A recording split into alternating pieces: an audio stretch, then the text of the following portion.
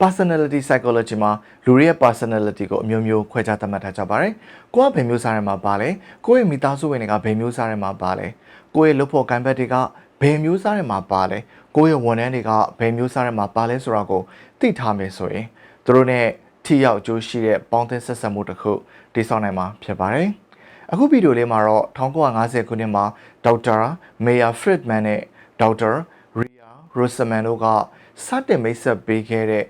ဒီ personality 2မျိုးပါဝင် personality 4မျိုးအကြောင်းကိုပြောပြပေးသွားမှာဖြစ်ပါတယ်။ပထမဆုံးမျိုးစားကို type A လို့ခေါ်ပါတယ်။ type A personality ရှိတဲ့သူတွေကဘဝမှာအောင်မြင်မှုတွေကိုစာလောင်ကြသူတွေဖြစ်ပါတယ်။သူတို့ကအတော်တကအတော်ဆုံးအထူးကျွန်းဆုံးဖြစ်အောင်အချိန်ပြည့်စူးစမ်းနေကြသူတွေဖြစ်ပါတယ်။သူတို့ကရှင်ပြိုင်မှုလည်းအရန်ကိုပြင်းထန်ပြီးတော့တခြားသူတွေထက်သာအောင်ရှင်ပြိုင်နေတတ်တယ်လို့မိမိကိုမိမိလည်းမနေ့ကထက်ဒီနေ့သာအောင်စူးစမ်းရှင်ပြိုင်နေတတ်ပါတယ်။သူတို့ကအလုပ်တစ်ခုလုပ်เสียပေါ်လာပြီဆိုရင်ချက်ချင်းကို plan တွေစစ်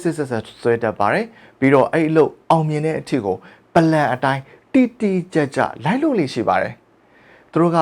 ဆရာကြီးတွေဖြစ်လို့တစ်ခါတည်းရန်လူမုန်းခံရတတ်ပေမဲ့တာဝန်သိစိတ်တကယ်ကိုရှိရတဲ့သူတွေဖြစ်ပါတယ်။နောက်ထပ်တစ်မျိုးက type B personality ဖြစ်ပါတယ်။သူ့ကို NAM type A လို့လည်းခေါ်ပါတယ်။ဘာလို့လဲဆိုတော့သူကtype A နဲ့ဖြောင်းမြန်ဖြစ်လို့ဖြစ်ပါတယ်။သူတို့ကရေမှန်းချက်တွေရောက်ဖို့စူးစမ်းကြပေမဲ့အကောင်းဆုံးဖြစ်ဖို့ပထမဆုံးဖြစ်ဖို့စိတ်ဝင်စားကြပါဘူး။ရေမှန်းချက်ကိုရောက်ဖို့တခြားသူတွေအသုံးပြုတဲ့နည်းလမ်းတွေကိုလည်းစိတ်ဝင်စားချင်မှစိတ်ဝင်စားပါတယ်။မတူညီတဲ့နည်းလမ်းတွေ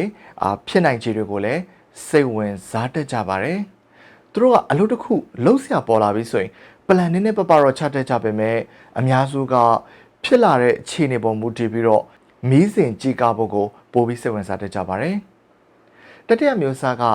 type D ဖြစ်ပါတယ်။ type C မဟုတ်ပါဘူးเนาะ type D ပါခင်ဗျ။ D ဆိုတာ disrupts ကိုဆိုလိုတာပါ။ disrupt ဆိုတာက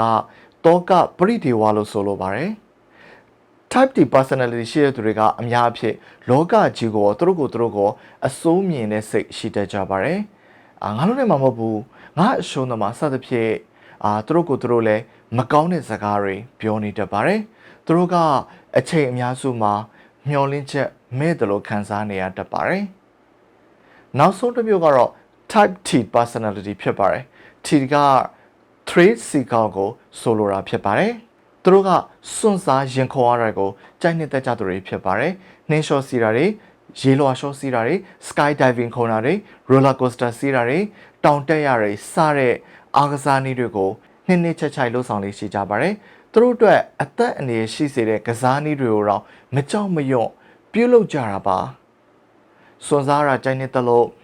စုံဦးတီထွင်တဲ့သူတွေမှာလည်းဒီလို personality မျိုးကိုတွေ့ရတတ်ပါတယ်။လောင်းကစားရတာကိုနှစ်သက်လေးရှိကြပါတယ်။တခါတည်းရန်ပုံမှန်ဝင်ငွေမရှိဘဲလဲနေတတ်ကြပါတယ်။ဟုတ်ကဲ့ပါ